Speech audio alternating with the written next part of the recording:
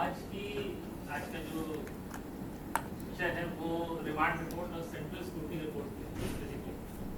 तो remand report होती क्या है और सेंट्रल स्क्रूटनी रिपोर्ट क्या होती है, इसका क्या महत्व है, आप सभी लोगों ने बनाया ही होगा कभी ना कभी। रिमांड रिपोर्ट और स्क्रूटनी रिपोर्ट जरूर बनाई होगी। स्क्रूटनी रिपोर्ट तो अब परफॉर्मेंस में जाने लगी है 2010 के बाद से। उसके पहले तो मैनुअली बना के जाती। पहले हम लोग रिमांड रिपोर्ट पे आते हैं। रिमांड रिपोर्ट एक्चुअली होता क्या है?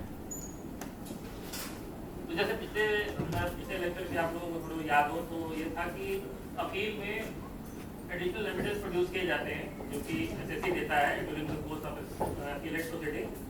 तो वो जो एडिशनल एविडेंस होते हैं उनको क्या कहते हैं एओ के पास भेजता है एक रिपोर्ट के लिए, उसको रिमांड रिपोर्ट कहते हैं। जैसे कि रिमांड का मतलब क्या होता है?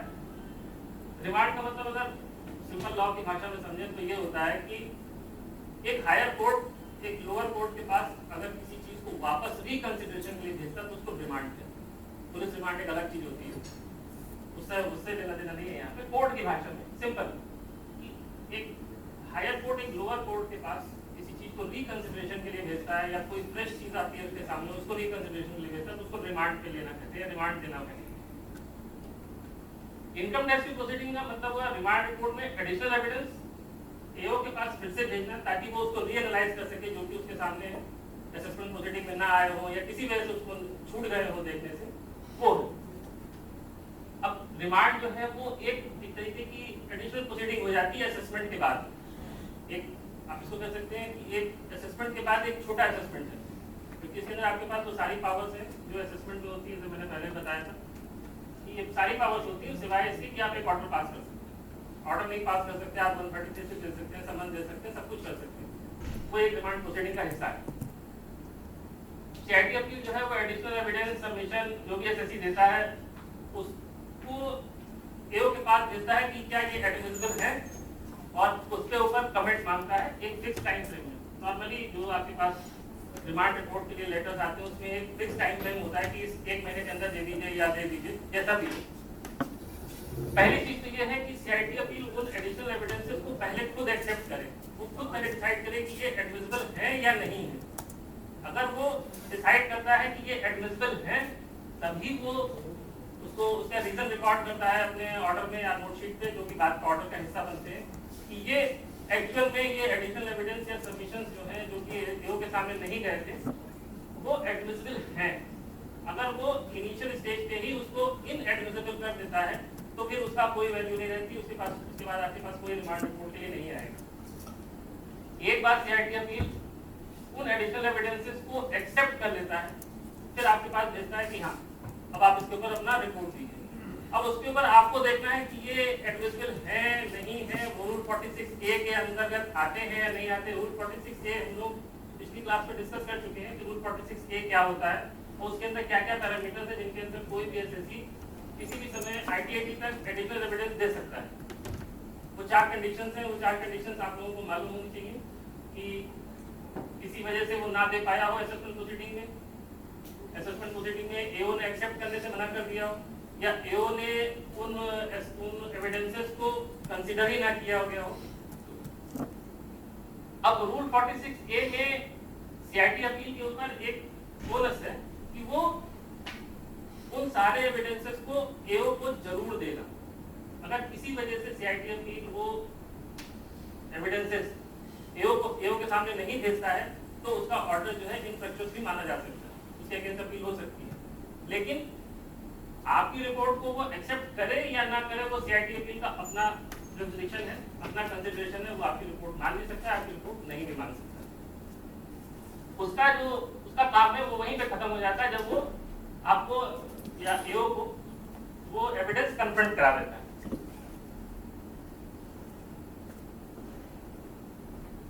अब बहुत सी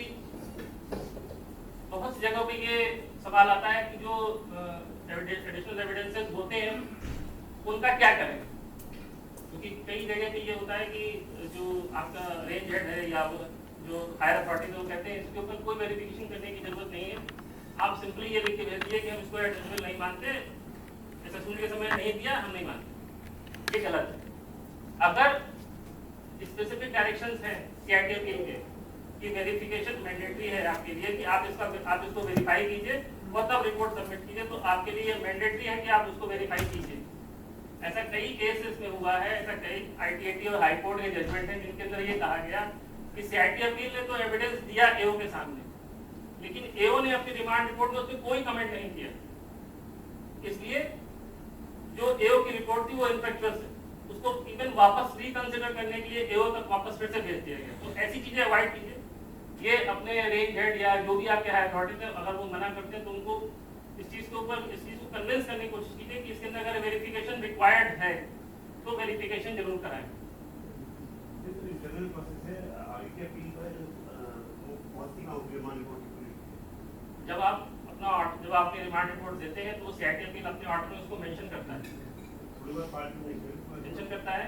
उसके अंदर अगर आपने उसके ऊपर कोई कमेंट किया ही नहीं, आपने सिंपल ये लिख दिया कि रूल 46A में ये टेक्निकली इनएडमिसिबल है, AO SSC को असेसमेंट के समय काफी अपॉर्चुनिटी दी गई लेकिन उसने नहीं प्रोड्यूस किया, इसलिए हम इसके ऊपर कोई फर्दर कमेंट नहीं करेंगे, ये रूल 46A का वायलेशन है। SSC का तो एक्सेस नहीं होती है SSC को तो एक्सेस नहीं होती है। CIT अपील उसको कन्फ्रंट कराता है, रिमांड रिपोर्ट का कन्फ्रंट SSC को कन्फ्रंट कराता है। अगर आप उसके अपोजिट में लिख देंगे, मान लीजिए उसने कोई एविडेंस दिया, उसने सपोज एक लेजर अकाउंट दिया, आपने उसको वेरीफाई करने के बाद कहा कि साहब ये लेजर अकाउंट जो है ये असेसमेंट को पर्टेन ही नहीं करता, या जिनका लेजर अकाउंट है उन्होंने कोई भी रिप्लाई हमको नहीं दिया 136 के जवाब में, या हमारा इंस्पेक्टर गया उसने उसको पता चला कि ये फर्म एग्जिस्ट ही नहीं करती है, तो आपने SSC के सबमिशन के अगेंस्ट में लिख के दिया। तो CIT अपील के लिए नेचुरल जस्टिस में जरूरी है कि वो उसको कन्फ्रंट कराएगा और वो फिर उसका पार्ट बनेगा, उसके ऑर्डर का पार्ट बनेगा। आप जो भी रिमांड रिपोर्ट देंगे वो CIT अपील के ऑर्डर का पार्ट होगा और वो फर्दर ITAT तक उस पर डिस्कशन होगा कि क्या ये रिमांड रिपोर्ट सही थी, AO ने जो फर्दर अपना व्यू दिया वो हेड करने लायक है या नहीं है। तो ये मत समझिए कि आप जो रिमांड रिपोर्ट दे रहे हैं वो CIT अपील तक ही खत्म हो जाएगी, नहीं, वो आगे जाएगी फर्दर। अगर कोई सब्सटेंशियल क्वेश्चन ऑफ लॉ बन रहा है उससे, या किसी क्वेश्चन ऑफ लॉ के ऊपर आपने अपना व्यू दिया है, तो that can travel to high court और सुप्रीम कोर्ट आल्सो। एक्चुअल में अपने डिपार्टमेंट में लिखने वाला सिर्फ AO है, बाकी सब उसके ऊपर कमेंट्री करते हैं, चाहे वो CIT अपील हो, चाहे ITAT हो, चाहे हाई कोर्ट हो, चाहे supreme court. Basic document AO का ऑर्डर ही होता है।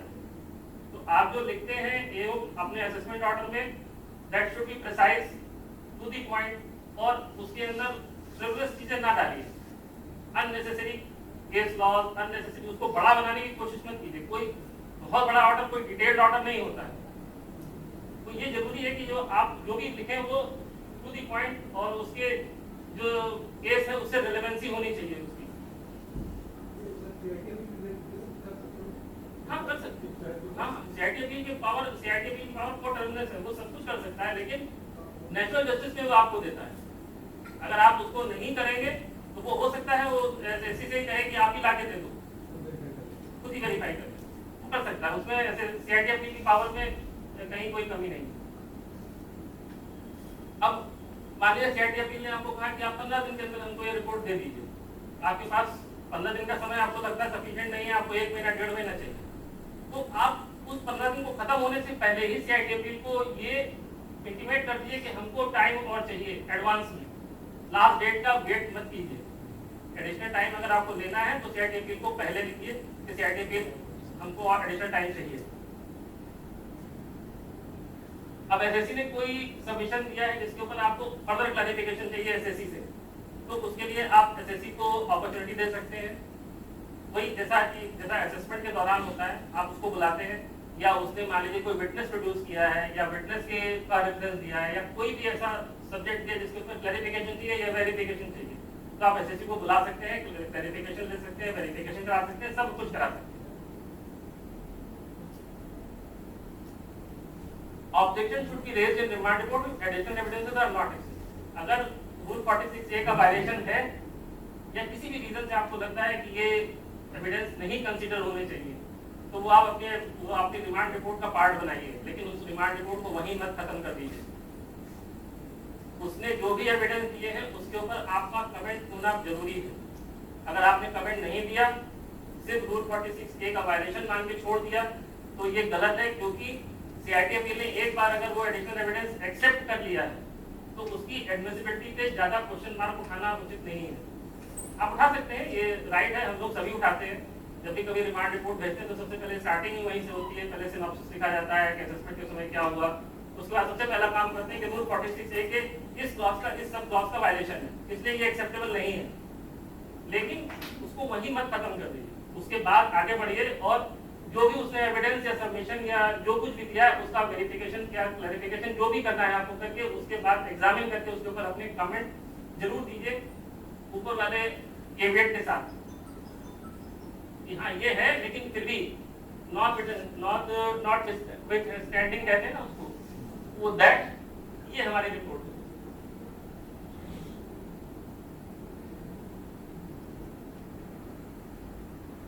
जो भी एसएससी सबमिशन दे रहा है उसके ऊपर आपकी फाइंडिंग कमेंट बिल्कुल क्लियर होने चाहिए, एम्बिगुअस कमेंट्स मत दीजिए। ऐसा होता नहीं। आपके वेरिफिकेशन में जो भी रिजल्ट निकल के आया, पॉजिटिव नेगेटिव जो कुछ भी निकल के आया, आप उसको एविडेंस के साथ अपनी रिपोर्ट में उसका पार्ट बनाइए। एम्बिगुअस रिपोर्ट, एम्बिगुअस कमेंट्स मत दीजिए। नॉर्मली जो रिमांड रिपोर्ट मैंने देखी है उसमें यही होता है कि असेसमेंट ऑर्डर में जो एओ ने किया है उसको हम उसको जो है सपोर्ट करते हैं कि असेसमेंट के समय ऐसा हुआ, ये ठीक था, असेसमेंट के समय ऐसा हुआ, ये ठीक था, उन्होंने कोई एविडेंस नहीं दिया, जो एविडेंस दिया वो वेरीफाई नहीं हो पाए या कुछ भी, और हम एडिशनल एविडेंस एक्सेप्ट नहीं करते या इन वजहों से नहीं एक्सेप्ट करते, ये भी खत्म हो जाती है। ऐसा नहीं है, वही एविडेंस अगर आपके सामने फिर आ रहे हैं, फिर आपको सीआईटी अपील वेरीफाई करने के लिए कह रहा है, तो आप एक बार और वेरीफाई कीजिए, फिर उसको लिखिए कि हाँ ये फिर से वेरीफाई कराया, हमने फिर से इंस्पेक्टर को भेजा या 136 दिया, लेकिन दोबारा भी जो है ये नहीं दिया गया, इसलिए ये एविडेंस बोगस है। ये जरूरी है क्योंकि सीआईटी अपील अगर आपके सामने एडिशनल एविडेंस या सबमिशन दे रहा है तो वो एक्सपेक्ट करता है कि आप जो है उसके ऊपर अपनी फाइंडिंग पे फिर से देंगे, भले ही आप ही वो ए हो जिसने असेसमेंट ऑर्डर पास किया हो। इमैटेरियल है। अब तो नॉर्मली केसेस ऑर्डर्स आते हैं तो पता नहीं कहाँ से ऑर्डर होके आया है, तो वो अब आपके सामने अगर वो फ्रेश आता है दी जाओ तो आपको उसके ऊपर फिर से अपना व्यू देना होगा। जैसा बताया था कि अगर एओ ऑब्जेक्ट करता है उसके बावजूद भी सीआईटी अपील उसको कंसीडर कर सकता है, उसको एग्जामिन कर सकता है, उसको वेरिफिकेशन करा सकता है। रूल 46A में जो उसके ऊपर लायबिलिटी है वो वहीं खत्म हो जाती है जब एक बार वो आपको कन्फ्रंट करा देता है, उसके बाद उसके ऊपर कोई लायबिलिटी नहीं है। अगर वो कन्फ्रंट नहीं कराता है तो उसकी लायबिलिटी नहीं पूरी होती। कन्फ्रंट करा दिया, दैट इज इट। कन्फ्रंट कराने के बाद बॉल जो है वो आपके पाले में आ गई, आप उसमें अपना कमेंट दीजिए। आपको नहीं लगता है कि ये सही है तो आप बताइए कि ये क्यों नहीं सही है। अगर आप रेवेन्यू का फेवर कर रहे हैं तो रेवेन्यू के फेवर में आपको वो सारी चीजें लिखनी होंगी, सारी चीजें करनी होंगी जो रेवेन्यू को बचाने के लिए जरूरी है और आपसे एक्सपेक्टेड है एज एन एओ। अब रिमांड रिपोर्ट को ड्राफ्ट करने में क्या क्या चीजें होती हैं, देखिए ड्राफ्टिंग हर आदमी की अपनी अलग अलग होती है, उसमें कोई एक सेट प्रोफार्मा नहीं है या सेट कोई उसके लिए कोई एक प्रोफार्मा या आप टेम्पलेट नहीं कह सकते कि एक सेट टेम्पलेट में इस टेम्पलेट में रिमांड रिपोर्ट ड्राफ्ट की जाएगी, ऐसा कुछ नहीं है। रिमांड रिपोर्ट ड्राफ्ट करने के दौरान क्या क्या चीजें आपको ध्यान में रखनी चाहिए वो ये है, सबसे पहले तो असेसमेंट रिकॉर्ड को बहुत ध्यान से, बहुत माइन्यूटली आप उसको चेक कीजिए। अब असेसमेंट रिकॉर्ड तो सारा जो है वो इलेक्ट्रॉनिक होने लगा है। इलेक्ट्रॉनिक असेसमेंट रिकॉर्ड में आप कोशिश ये कीजिए कि असेसमेंट रिकॉर्ड में डेट वाइज क्या हुआ है वो एक पेपर पे नोट कीजिए, क्योंकि कई बार ये होता है कि हम लोग कई जो है वो देखते हैं प्रोसीडिंग के देखते हैं तो कंफ्यूजन होने लगता है कि अभी इसको देखा था कि इसको देखा। तो अगर ये जरूरी है कि आप जब असेसमेंट प्रोसीडिंग का डेट शीट देख रहे हैं तो डेट वाइज उसको नोट कीजिए कि उस डेट पे क्या हुआ, शॉर्ट में नोट कीजिए कि इस डेट को ऑर्डर मतलब डेट में हियरिंग की डेट लगाई गई, कोई एडजमेंट आया नहीं आया, एडजमेंट आया तो क्या एडजमेंट दिया गया, सबमिशन दिए तो उसने क्या सबमिशन दिए, शॉर्ट में नोट कीजिए ताकि आपके सामने एक नोट शीट टाइप की चीज तैयार हो जाए, जिससे कि आपको एट ए ग्लांस पता चल सके कि हम देख क्या रहे हैं। क्योंकि नॉर्मली अब फेसलेस में आप खुद असेसमेंट नहीं कर रहे हैं, कोई और असेसमेंट कर रहा है, तो आपको एक तरीके से उस सारे जो असेसमेंट होके आया है आपके पास, उस असेसमेंट को फिर से आपको एक तरीके से देखना है। अगर आपने खुद असेसमेंट किया होता तो बहुत सारी चीजें मेमोरी में रहती है, कि भाई हाँ ये उस समय ये हुआ था, इस समय ये हुआ था, लेकिन अब वैसा कोई सीन तो बचा नहीं है। तो अब जब फेसलेस में है तो फेसलेस में तो फिर आपको इलेक्ट्रॉनिक रिकॉर्ड को ही फिर से आपको गो थ्रू करना पड़ेगा। उसके अंदर उस असेसमेंट प्रोसीडिंग में कितनी अपॉर्चुनिटीज प्रोवाइड करी गई हैं। जो एविडेंस एसएससी ने इस समय आपको दिया है, क्या वो एविडेंस असेसमेंट प्रोसीडिंग में मांगा गया था? असेसमेंट प्रोसीडिंग में क्या ये चीजें मांगी गई थी कि आप दीजिए? अगर मांगी गई थी तो उसका क्या रिस्पॉन्स रहा? उसने क्या बहाना बनाया या क्यों नहीं दिया? या अगर दिया तो क्या आधा था, क्या चीज थी उसकी? जो ग्राउंड्स ऑफ अपील उसने उठाए हैं, हो सकता है 6 चीजों में एडिशन हुआ हो, उसने 5 ही चीजों को ग्राउंड ऑफ अपील लिया हो, तो उन पांच ग्राउंड ऑफ अपील से उन एविडेंसेस का क्या रेलेवेंस है? जो एविडेंस दिए हैं वो इररिलेवेंट तो नहीं है, या जो केस लॉज वो साइट कर रहा है वो इररिलेवेंट तो नहीं है? जो एविडेंस वो दे रहा है उनका ग्राउंड ऑफ अपील से क्या रिलेशन है? इस चीज को माइन्यूटली आप ऑब्जर्व कीजिए। सबसे पहली चीज तो ये है कि रिमांड रिपोर्ट ड्राफ्ट करते समय ये चीज हमेशा ध्यान में रखिए कि क्या जो एविडेंस है जो वो दे रहा है या जो सबमिशन वो दे रहा है वो असेसमेंट प्रोसीडिंग के दौरान दिया था कि नहीं दिया था। पहली चीज तो ये है, सबसे पहली चीज। अगर नहीं दिया था तो उसके पीछे क्या उसने अब जब दिया है तो उसने क्या रीजन दिया है कि हाँ ये इस रीजन की वजह से हम नहीं दे पाए? और अगर क्या उसको मांगा गया था कि नहीं मांगा गया? अगर नहीं मांगा गया था, सपोज कीजिए असेसमेंट के दौरान नहीं मांगा गया था, तो ऐसा हो सकता है कि उस एविडेंस की कोई रेलेवेंस ही ना हो, तो सिर्फ आपको जो है भटकाने के लिए दे दिया गया कि काम कहीं और हो रहा है और आपको जो है वो वेरिफिकेशन में लगा दिया कि अनसिक्योर्ड लोन का वेरीफाई करके बताइए। रिमांड रिपोर्ट की स्टार्टिंग में आपको एक असेसमेंट प्रोसीजर की ब्रीफ सिनॉप्सिस देनी है कि क्या किस रीजन पे असेसमेंट शुरू हुआ, क्या उसका प्रोसेस था, 148 अगर लिया गया है तो 148 की क्या रीजन थे, खास में था तो उसके क्या रीजन थे, असेसमेंट कितने पे कब से कब शुरू हुआ, कब खत्म हुआ, ब्रीफ सिनॉप्सिस आपको असेसमेंट की देनी है। उसके बाद क्या इश्यूज इन्वॉल्व थे और जो ग्राउंड ऑफ अपील एसएससी ने रेज किए उनके साथ उनका क्या रिलेशन था। उसके बाद ग्राउंड ऑफ अपील जो एसएससी ने दे रखे हैं उनको आप क्रिटिकली एनालाइज कीजिए और जो सबमिशन और एडिशनल एविडेंस दिए हैं जो एफिलिएट प्रोसीडिंग में उनके परिवेश में उसको आप देखिए क्या है ये। वही ये सारी चीजें जो आप रफ में करेंगे यही आपके रिमांड रिपोर्ट का बेसिस बनेगा।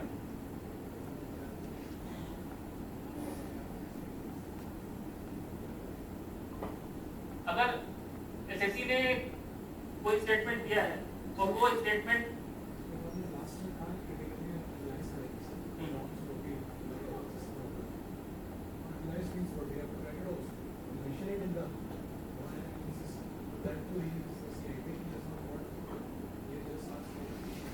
एडिशनल एविडेंस किस संबंध में दे रहा है?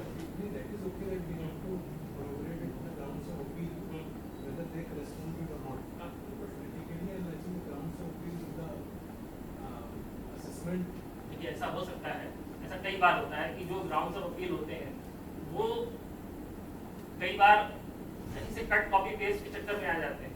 कई बार ये होता है कि जो अपील ड्राफ्ट कर रहा है वो इतना कॉम्पिटेंट नहीं होता कि वो अपने ग्राउंड्स ऑफ अपील खुद बना पाए, इसलिए वो कहीं से ले लेता है। जो grounds of appeal SSC raise करता है वो इररिलेवेंट होते हैं, उनका उस असेसमेंट ऑर्डर से कोई रिलेवेंस ही नहीं होता है। उन ग्राउंड्स ऑफ अपील के बेसिस पे वो एडिशनल एविडेंस दे देता है, तो वो आपके सामने आ जाते हैं कि आप इसके ऊपर अपना कमेंट दीजिए। तो वो ग्राउंड्स ऑफ अपील भी आपको एक बार देखने तो पड़ेंगे ही कि ये किस एविडेंस के उसके अंदर ये ग्राउंड ऑफ अपील में दे रहा है। वो ground of appeal assessment proceeding या असेसमेंट ऑर्डर से रिलेट करते भी हैं कि नहीं करते? बिल्कुल। जब रिमांड रिपोर्ट में आपके सामने एडिशनल एविडेंस आ रहा है या सबमिशन आ रहा है उसके ऊपर सीआईटी अपील अपना कमेंट मांग रहा है, तो आपको रिमांड रिपोर्ट में एक कॉम्प्रिहेंसिव रिपोर्ट देनी होती है। उसमें आप अपने फेवर के लिए रेवेन्यू के फेवर में आप ये भी तो लिख सकते हैं कि ये ग्राउंड्स ऑफ अपील जो रेज किए हैं ये असेसमेंट से पर्टेन ही नहीं करते। अपील जो है अपील जिन ग्राउंड पे लड़ी जा रही है वो ग्राउंड असेसमेंट ऑर्डर में है ही नहीं। तो आप जब तक उसको ग्राउंड ऑफ अपील पढ़ेंगे नहीं तब तक आपको समझ में कहां से आएगा कि ये है क्या, असेसमेंट ऑर्डर में क्या लिखा हुआ है, ग्राउंड ऑफ अपील में क्या लिखा है।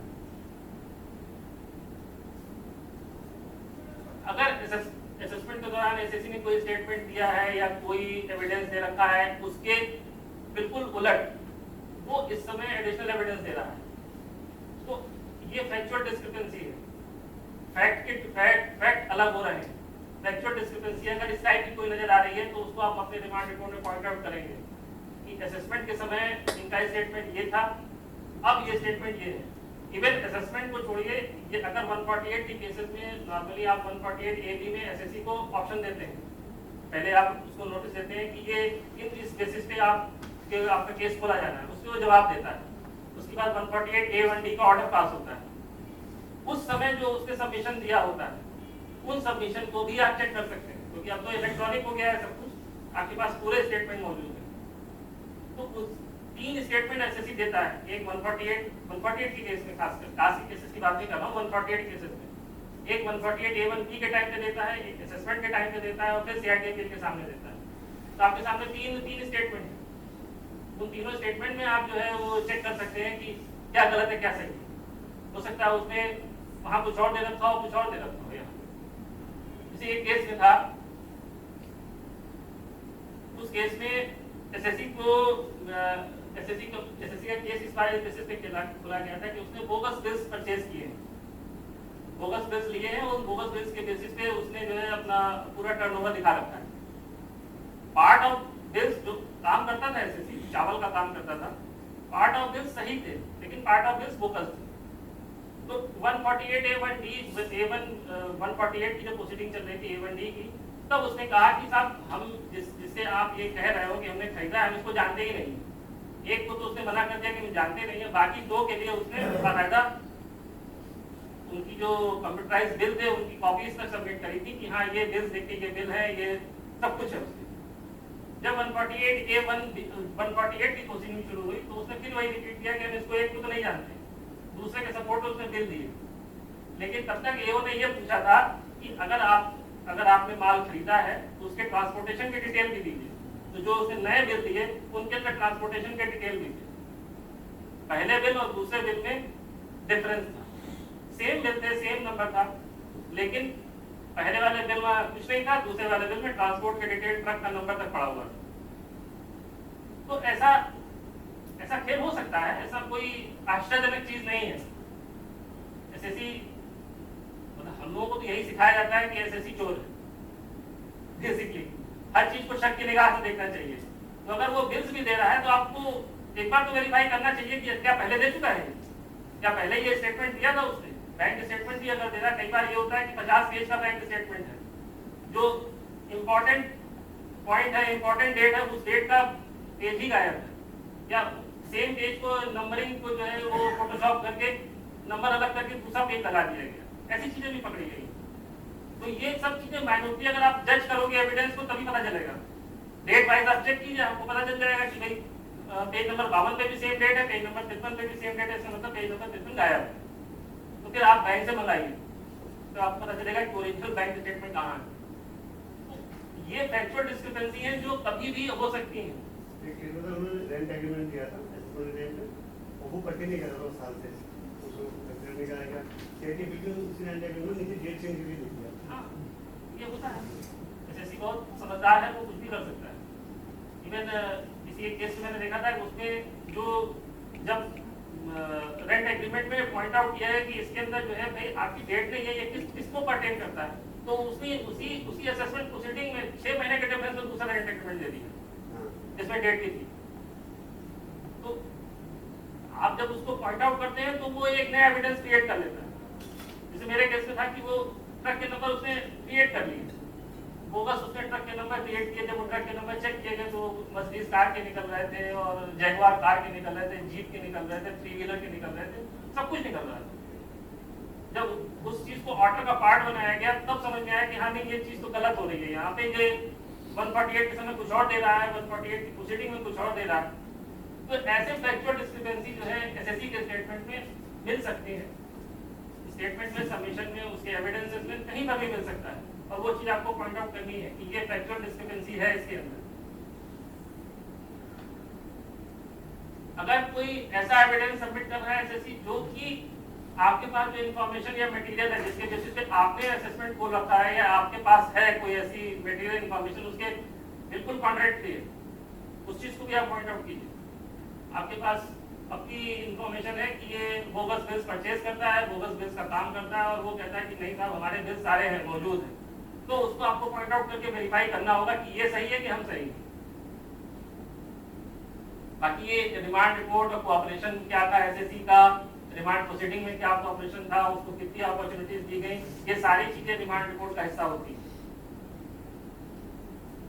अगर वो एसएससी जो है वो सिर्फ टाइम किल कर रहा है, टाइम बाय कर रहा है, कोई मटेरियल चीज नहीं दे रहा है, असेसमेंट प्रोसीडिंग में भी उसने सिर्फ टाइम वेस्ट किया है, रिमांड प्रोसीडिंग में भी वो एविडेंस देके गायब हो गया, आप उसको बुला रहे हैं वेरिफिकेशन करने के लिए, वो बार बार जो है वो टाइम आपसे ले रहा है, एडजमेंट ले रहा है, तो ये सारी चीजें जो है ये सारी चीजें आपके रिमांड की रिपोर्ट का पार्ट बनेंगी कि वो एसएससी कोऑपरेटिव नहीं है, इस वजह से हम अगर माली वेरिफिकेशन नहीं हो पाया तो result of verification of additional evidence, अगर आप वेरिफिकेशन करते हैं तो उसका जो भी रिजल्ट आता है पॉजिटिव नेगेटिव जो कुछ भी है, वो पॉजिटिव रिजल्ट देने के पहले 100% श्योर होना चाहिए कि आपका रिजल्ट बिल्कुल सही है,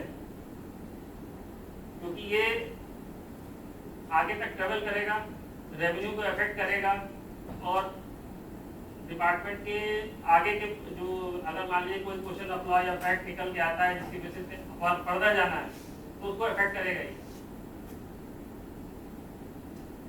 comment and controvert each point of submission made by SSC. SSC ने अपने सबमिशन में जितने पॉइंट्स रखे हैं उन सबके ऊपर कमेंट कीजिए, उन सबको कंट्रोवर्ट कीजिए, उन सब के ऊपर कोई छोटा सा पॉइंट भी मिस नहीं होना चाहिए। अगर वो कहता है कि हमको अपॉर्चुनिटीज नहीं दी गई, नेचुरल जस्टिस नहीं फॉलो हुआ, या एओ ने हमारी बात को ध्यान ही नहीं दिया, या हमने एडजमेंट मांगा एओ ने एडजमेंट नहीं दिया, ये सारे एलिगेशंस हैं, ये सारे इन सारे इस टाइप के जितने भी एलिगेशन हो उन सब के ऊपर कमेंट कीजिए, उनको कंट्रोवर्ट कीजिए अगर आपके फेवर में है तो।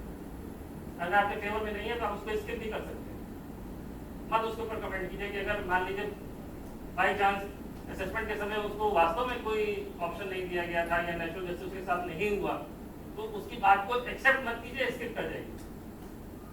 कमेंट और कंट्रोवर्ट दोनों चीजें साथ में हैं, अगर आप उसको काट सकते हैं तो ही उसके ऊपर कमेंट कीजिए, नहीं तो आप स्किप कर लीजिए। अगर एसएससी नोटिस समन एटसेट्रा के उसके डिस्प्यूट करता है कि हमको सर्विस ही नहीं हुए, तो फिर ये आपके लिए मैंडेटरी है कि आप उस सर्विस को निकाल के लाइए, कैसे हुई सर्विस, वो फैक्ट अब तो नॉर्मली फेसलेस है, तो जितने सारे इलेक्ट्रॉनिक रिकॉर्ड है मौजूद है कि किस ईमेल पे गई वो ईमेल सर्विस हुई, ईमेल कितने बजे उसको मिली, उसने खोल के देखा या नहीं देखा वो अलग चीज है, उसके मेल बॉक्स पे गई किस ईमेल पे गई, ये सारी चीजें, कौन सी नोटिस कब सर्विस की गई, कब समन सर्विस किए गए, ये सारी चीजें आपको डिस्कस करनी होंगी। अगर वो कहता है कि हमको नहीं मिले तो, अगर नहीं कहता तो कोई बात नहीं। केस लॉस, अगर वो एसएससी अपने सबमिशन में केस लॉस की बात करता है, नॉर्मली आपको सबमिशन में केस लॉस मिलेंगे, ढेर सारे मिलेंगे, कुछ रेलेवेंट होंगे, कुछ इररिलेवेंट होंगे, कुछ के फैक्ट्स डिस्टिंग्विशेबल होंगे, लेकिन केस लॉ आपको पढ़ने पड़ेंगे वो सारे जो वो दे रहा है। प्राइमरी बेसी कोई भी दो केस लॉ एक फैक्ट पे नहीं होते, ये चीज फैक्ट है। आप सारे केस लॉ चाहे कोई भी केस लॉ उठा के ले आइए, दो केस लॉस के फैक्ट एक जैसे नहीं होते हैं। हाँ ये है कि उनकी फाइंडिंग अप्लाई कर सकती है, जो जजमेंट है वो अप्लाई कर सकता है, लेकिन फैक्ट्स जो है वो डिस्टिंग्विशेबल होते हैं नॉर्मली। बहुत रेयर केस, अगर एक ही एसएससी का कोई केस है तो बात अलग है, वरना नॉर्मली दो केस के फैक्ट्स जो है वो एक जैसे नहीं होते। जो भी केस लॉ जिसके ऊपर भी वो रिलाई कर रहा है उनको उसके केस के ऊपर देखिए कि वो क्या फैक्ट्स डिस्टिंग्विशेबल है कि नहीं है, फैक्ट से रिलाई करते हैं कि नहीं करते हैं, और वो जो सबमिशन दे रहा है उसको वो कितना सपोर्ट करते हैं। जो केस लॉ वो दे रहा है या जो फाइंडिंग वो केस लॉ दे रहा है, कभी कभी ऐसा भी होता है कि किसी जजमेंट का एक पर्टिकुलर लाइन उठा के कोट कर दी जाती है कि ये इस जजमेंट में सुप्रीम कोर्ट ने कहा था कि क्रेडिटर्स की वेरिफिकेशन जरूरी नहीं है। तो जब तक आप पूरा केस लॉ नहीं पढ़ेंगे तब तक आपको समझ ही नहीं आएगा कि वो एक्चुअल फाइंडिंग से बिल्कुल अलग है। तो सुप्रीम कोर्ट ने कुछ और कह रखा है। जैसे कि एक केस है राधा स्वामी सत्संग, आप सब लोगों ने पढ़ा होगा। राधा स्वामी सत्संग जो है वो ये कहता है कि अगर कोई इशू सेटल्ड है तो उसको बार बार ना उठाइए, लेकिन उसी केस लॉ में नीचे लिखा हुआ है कि ये केस लॉ एक नजीर नहीं है। नॉर्मली वो लाइन कोई नहीं पढ़ता, सिर्फ ऊपर की लाइन कोट करके राधा स्वामी सत्संग कोट कर दिया जाता है। ये इशू ऑलरेडी सेटल्ड है, इसको मत उठाइए, क्योंकि राधा स्वामी सत्संग में सुप्रीम कोर्ट कह चुका है। तो राधा स्वामी सत्संग के लिए था, बाकी किसी के लिए नहीं था, लेकिन केस अभी चल रहा है। प्रेसिडेंट नहीं, नॉर्मली केस लॉस अपने किसी भी ऑर्डर में या रिपोर्ट में केस लॉ कोट करना हमेशा अवॉइड करना चाहिए, हमेशा। अब केस लॉ अगर उसे दे दिए तो उनको डिस्कस कीजिए, और जो रेवेन्यू के सपोर्ट में केस लॉ मिलते हैं उनको आप अपनी रिपोर्ट का पार्ट बनाइए। नॉर्मली केस लॉ को रेफर करना कभी प्रेफरेबल नहीं है, लेकिन अगर केस लॉज हैं और उसके सबमिशन को सपोर्ट कर रहे हैं तो फिर उनकी पार्ट आपको ढूंढनी पड़ेगी, उसका अपोजिट जो है वो ढूंढना पड़ेगा।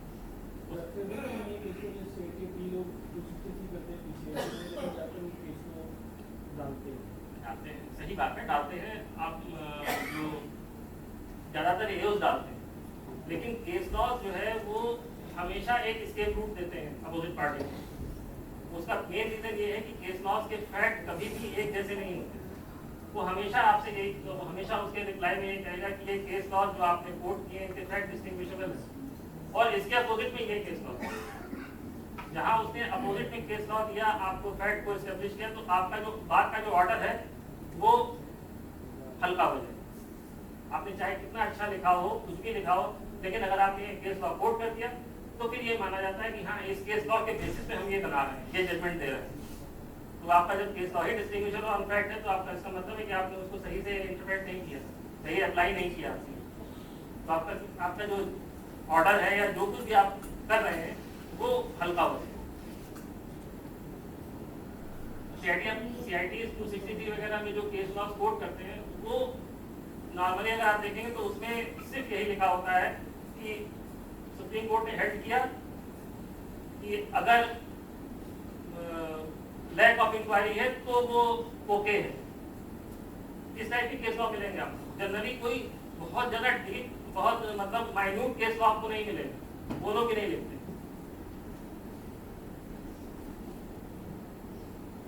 डिमांड रिपोर्ट समाप्त हो गई है, किसी ऊपर क्वेश्चन हो तो पूछ दीजिए।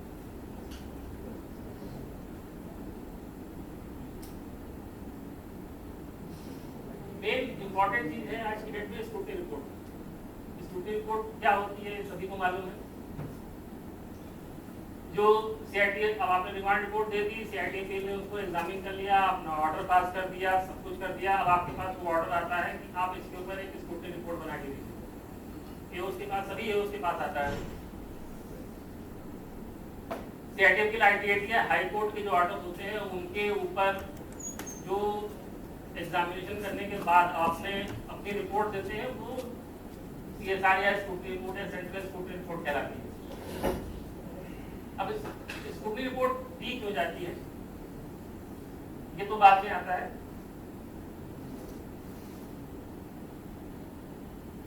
स्क्रूटनी रिपोर्ट की जरूरत क्या है? स्क्रूटनी रिपोर्ट की जरूरत इसलिए है कि सबसे बड़ी चीज तो है कि जो अपील फाइल होती है हाई कोर्ट में नॉर्मली लेट होता है, उसको अवॉइड करना। SLP प्रपोजल्स अगर हैं कोई भी, उनको अवॉइड करें। क्वालिटी अगर स्क्रूटनी रिपोर्ट है तो ये सारी चीजें बची जा सकती हैं। ऐसी अपीलें फाइल करना जो कि सिर्फ इसलिए करना कि मॉनिटरी सीलिंग जो है वो एक्सीड कर रही है। जैसे ही मॉनिटरी सीलिंग एक्सीड करती है तुरंत ये प्रेशर आता है कि कोई सब्सटेंशियल क्वेश्चन अपलोड होंगे, इसके अंदर अपील होनी चाहिए, हो या ना हो। कोई भी नॉर्मली कोई भी रेंज हेड या कोई भी हायर अथॉरिटी ये नहीं चाहता कि अगर मॉनिटरी लिमिट एक्सीड कर रही है और फिर भी आप उसको रिकमेंड नहीं कर रहे हैं, तो एक बहुत ही कंटेंशियस इशू हो जाता है, आपके लिए बहुत मुश्किल होगा उसको डिफेंड कर पाना। और SLP प्रपोजल जो है वो अनडिजर्विंग केसेस में भी सुप्रीम कोर्ट तक चले जाते हैं, जो कि बाद में सुप्रीम कोर्ट से डांट खाने के बाद डिपार्टमेंट वापस देता है।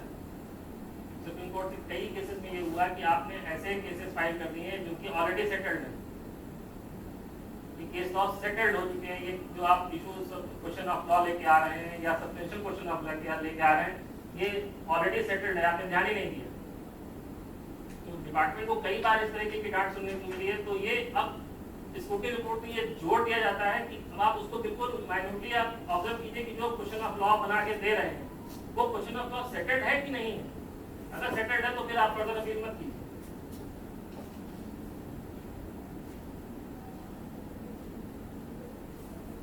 ये गवर्नमेंट की डिक्लेयर्ड पॉलिसी है, tendency of filing appeal indiscriminately. इसी पॉइंट पे इशू सेटल्ड है, ये केवल सुप्रीम कोर्ट ने ऑर्डर करके इसी से जस्टिफाई हो जाएगा। हाँ, सुप्रीम कोर्ट का ऑर्डर फाइनल होता है। सुप्रीम कोर्ट का ऑर्डर भी एक अनरिटन लॉ है, रिटन लॉ है एक तरीके से। आपके एक्ट के ऊपर उसके जो कमेंट्री है या सुप्रीम कोर्ट के जजमेंट है वो एक्ट के ऊपर है, बोर्ड के सर्कुलर्स के ऊपर है वो। उसमें चाहे फैक्ट्स अलग हो, दोनों केसेस तो नहीं, फैक्ट्स की बात नहीं है। अगर आप सब्सटेंशियल क्वेश्चन ऑफ लॉ जो जनरेट कर रहे हैं उसकी बात कर रहा हूँ। फैक्ट्स अलग चीज है, fact finding authority last ITAT है, उसके बाद फिर फैक्ट्स नहीं आते हैं।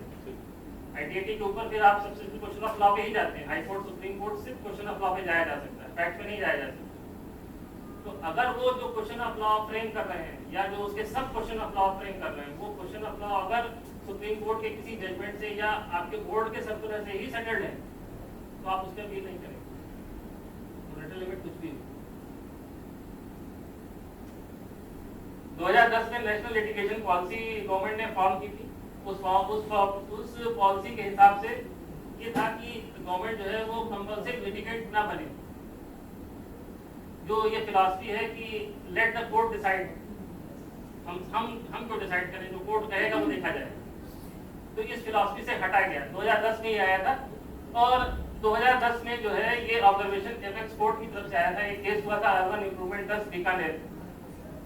उसमें जो है सुप्रीम कोर्ट ने कहा था कि इस तरीके की फ्रिवलस बेकार की अपील आप मत फाइल किया कीजिए।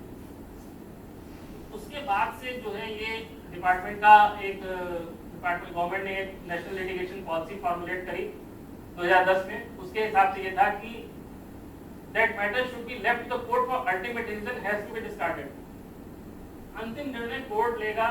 ये वाली जो फिलॉसफी है कि कोर्ट जाने, हमसे मतलब नहीं है, उसको खत्म करके ये कहा गया कि कोर्ट ने अगर जान लिया है तो आप उसको फिर से मत जानने को।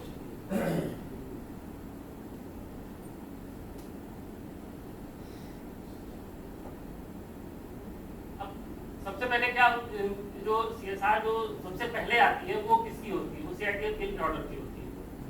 सबसे पहले जो सीएसआर आती है वो सीआईटी अपील के ऑर्डर की आती है। उसके बाद आईटीएटी और हाई कोर्ट दो होते हैं। तो जो सबसे इम्पोर्टेंट है वो सीआईटी अपील के ऑर्डर की। कि ये फर्स्ट स्टेज है जहां से लिटिगेशन डिपार्टमेंट के लिए स्टार्ट होता है। कायदे से तो सीआईटी अपील के सामने में डिपार्टमेंट रिप्रेजेंट करता है, आईटीओ को एक कॉपी दी जाती है जो उसका फॉर्म 35 वगैरह जो भी कुछ होता है वो सीआईटी अपील एओ को भी प्रोवाइड करता है उसके कमेंट्स के लिए। लेकिन मुझे नहीं लगता शायद कोई एओ देता हो उसके ऊपर कमेंट्स। कई बार तो मैंने ये देखा कि सीआईटी अपील ने एओ को अपॉर्चुनिटी दी कि आइए अपना केस रिप्रेजेंट कीजिए, एओ आए नहीं। तो जो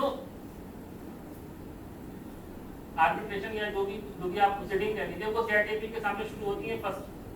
उसमें एसएससी जाता है, एसएससी नए फैक्ट्स देता है, नए सबमिशन देता है।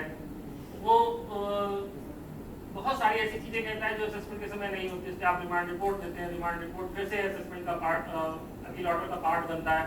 तो ये पहली स्टेज है जहाँ पे लिटिगेशन आरंभ होता है।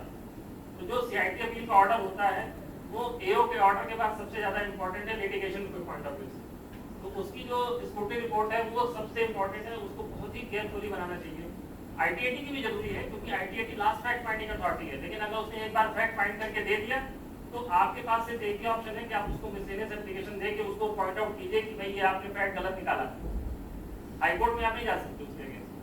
वो आईटीएटी को ही आपको फिर से पूछना होगा कि भाई आप बताओ कि इसके अंदर ये हमने तो ये परवर्सिटी है, आप इसके ऊपर क्या कह रहे हैं। तो ये बात कहाँ से है कि हाईकोर्ट में आप जैसे सुप्रीम कोर्ट में आप ये बात से आता है। आईटीएटी को लास्ट फैक्ट फाइंडिंग अथॉरिटी माना गया। तो माना तो मैं क्या ये बात जैसे जैसे हम सदर गए लोग टैक्स हाउस की बात करें तो धड़ाधड़ कोर्ट में जाते हैं लोग, लोअर कोर्ट से डिसीजन होता है, फिर तुरंत बढ़ जाता है कोर्ट, आपको चाहे चैनल दिया लेक्चर गया, बुला है चाहे नहीं है। आपको चैनल दिया गया, आपको चैनल दिया गया, इसीलिए आप चैनल जंप नहीं कर सकते। नहीं, रेट आप आई एम नॉट टॉकिंग कि हम ITAT को बाईपास कर रहे हैं।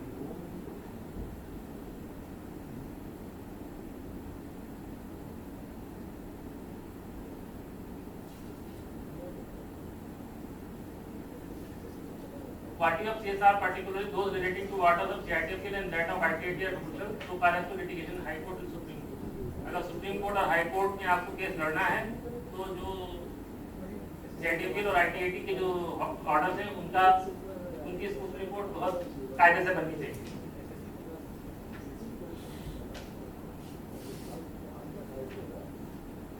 टाइम लिमिट क्या है?